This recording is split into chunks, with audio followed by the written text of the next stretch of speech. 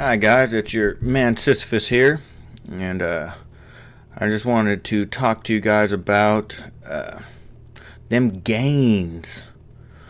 Them gains whenever you're a newbie or whenever you plateau, how you can stop that. How you can stop that plateau and just keep getting jacked. So I have 3 methods that will keep your gains going. And if you do not have these 3 things in your programming, you are missing out.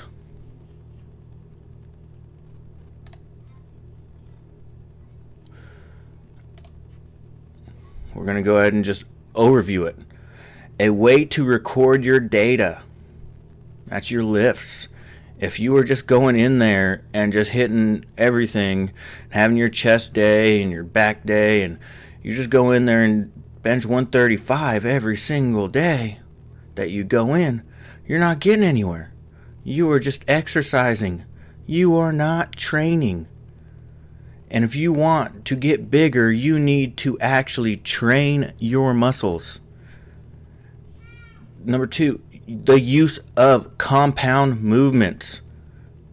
So your programming needs to be based around compound movements. Having an arm day is not going to get you any stronger. And then 3, progressive overload. You got to have it. You got to add something to the bar. Alright, so we're going to start with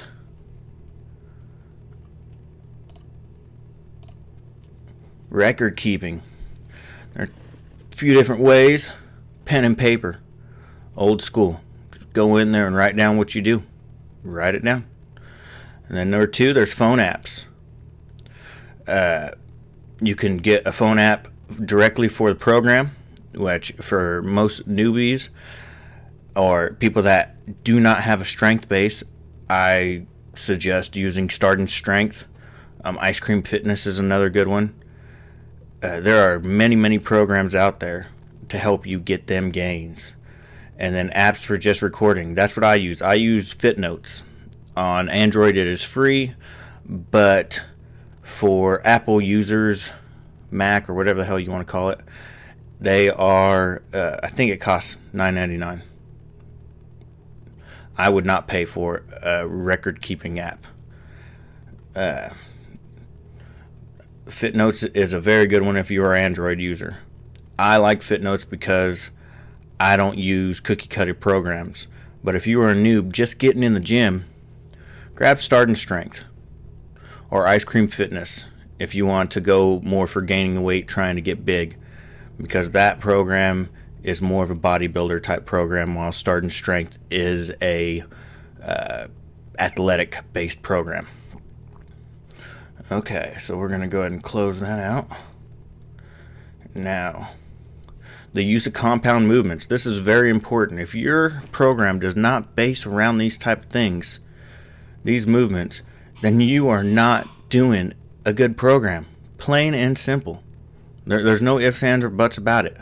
If you are not squatting, pressing, pulling, or having a hip hinge, you are not going to get big. Do not believe these programs you see in men's fitness and these programs you see where these guys are juicers and stuff. It just is not.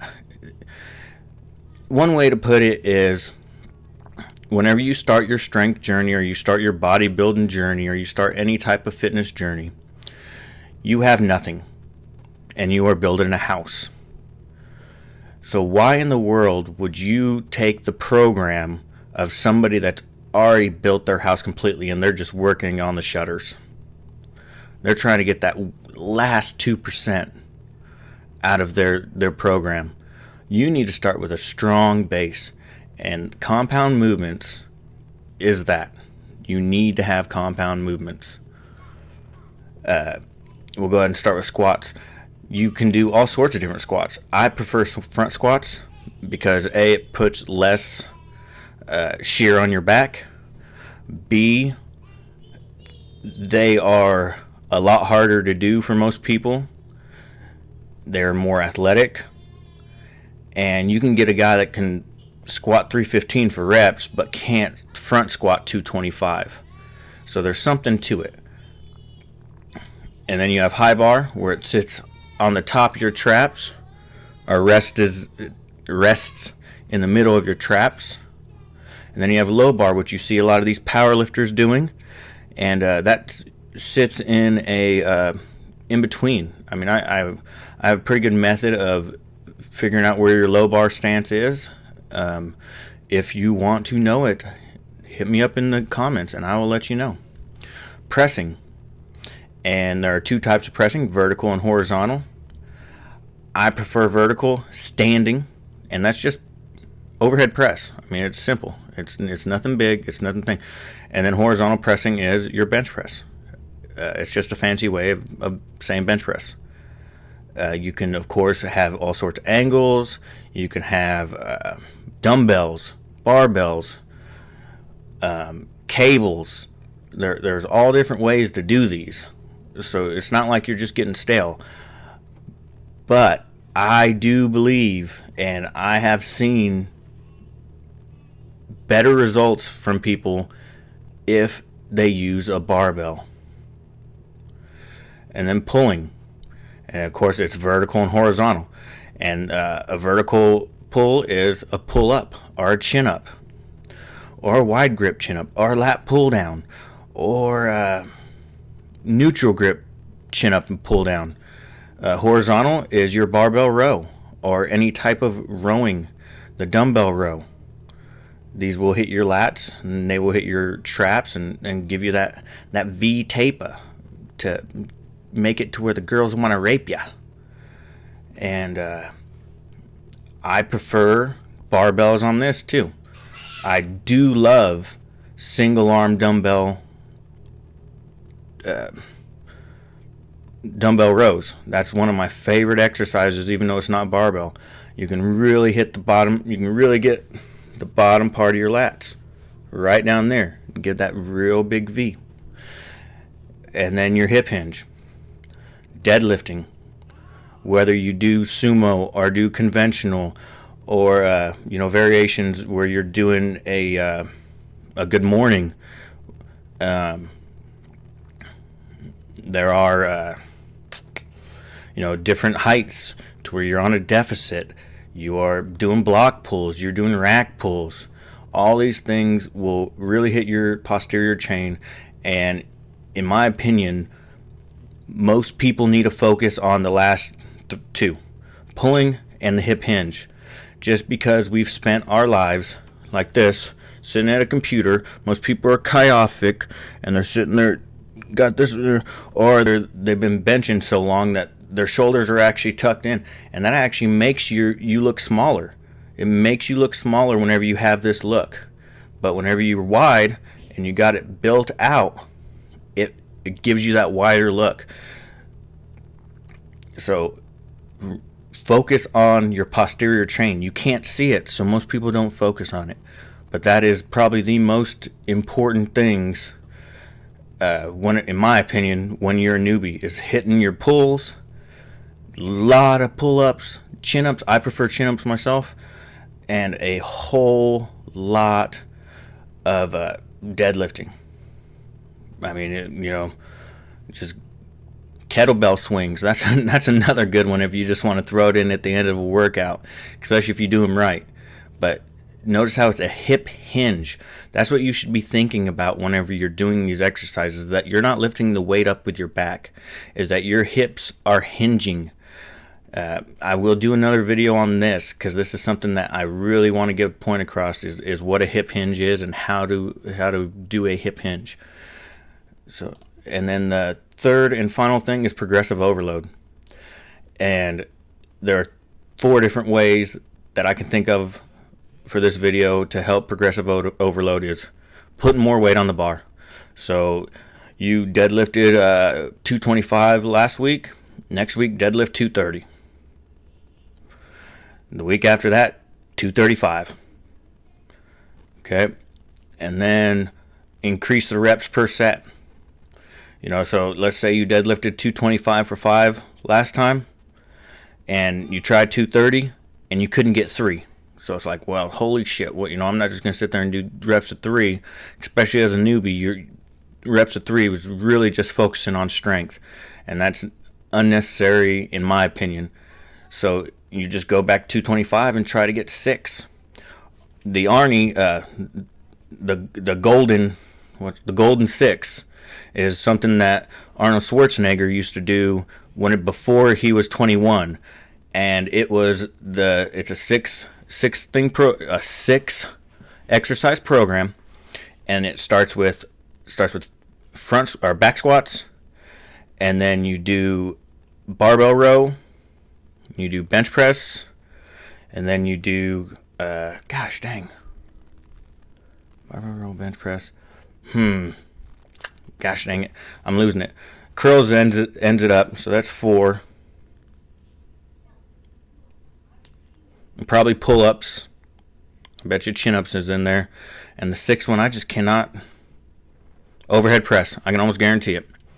But that's a really good workout. And what you do is you do those same 6 exercises 3 times a week. And every single time you go in there, you start off at 8. And you go ahead and do your 3 sets or 4 sets of 8. And then you go in on Wednesday and you do 4 sets of 9. And then on Friday you do 4 sets of 10. And then next Monday you do 4 sets of 11. And then next Wednesday you do 4 sets of 12. And on Friday you PR with more weight but back down to 8 reps. And that is just the simplest progressive overload you can do. And then another way is increasing sets, and that's just to add volume. For a newbie, I would probably do this one last, just because you want to gain a very good strength base. Being able to bench 135 for 10 sets of 10 is not going to give you the same strength base of being able to bench press 185 for 5 sets of 5. Even though you do a calculator or 1 rep max calculator, and it would be around the same amount of weight. So, and then we have increasing frequency, and this is something that whenever you get away from, or you get into whenever you actually start trying to build a strength base, because most people, whenever they first start lifting, they have an arm day and a shoulder day and a back day. Well, that's just bro splits, and that's exercising. That's not training. Even if you can make it into training, I guess. But you can bench, realistically, you can bench 4 or 5 times a day. A week, 4 or 5 times a week, sorry. Realistically, your chest will recover, especially if you're not doing a bunch of cable flies and all this. If you just really focus on bench, if you're just really wanting to bench or overhead press, you upping your frequency is a better method than trying to add incline dumbbell presses into your workout. So those are 4 ways of progressive overload. I would focus on 1 or 2 and then increase frequency for your upper body, because if you squat more than 3 times a week, hats off to you. I know there's the Bulgarian method. At one time, whenever I first got into squatting, because I was a bro for a long time, and I would squat maybe once a week, and I'd do 3 sets of 10. And that's all the squatting. I'd do a bunch of lunges and freaking box jumps and nonsense that never built my strength. It just never did. So whenever I really got into trying to get strong, which was a few years ago, and I do have a decent strength base, adding squats. I would squat 4 times a week, and it actually made my squat. I started off at squatting 160, which was my body weight, for a set of 5. By the time I finished off, I was squatting 315 for sets of 5, within what? So 4, that's 20 pounds. 20, 40, 60. Yeah, 3 months. 3 months gained 60 pounds on my squat whenever I struggled gaining any weight on my squat at all. Actually, no. That'd be 225. It was like 6 months. But it helps a whole lot. I mean, it really does. Squat more. I mean, they got this Bulgarian method where they're squatting at max every single time they lift.